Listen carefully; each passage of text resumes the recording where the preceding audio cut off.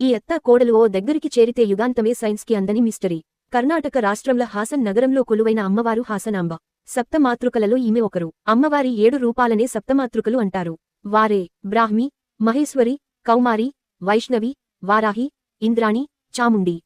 ఈ 7గురు ఓసారి భూలోక సంచారానికి వచ్చినప్పుడు దక్షిణ భారతదేశం గుండు వెళుతూ హాసన్ పట్టణం అందాలు చూసి ముగ్ధులై అక్కడే కొలువై ఉండాలనుకున్నారు. మహేశ్వరి, కౌమారి, వైష్ణవి జమ్ము కశ్మీర్ కాట్రాలో కొలువయ్యారు. హాసన్ నగరంలో కూడా హాసనాంబ ఆలయంలో 3 చీమల పుట్టలుగా ఉన్నారని చెబుతారు. ఇక ఇంద్రాణి, వారాహి, చాముండి దేవిగిరే హోండాలో ఉన్న 3 బావుల్లో కొలువుండగా బ్రాహ్మి మాత్రం హాసన్ నగరంలోనే ప్రతిష్ఠితమైంది. అందుకే ఈ అమ్మవారిని హాసనాంబ అని పిలుస్తారు.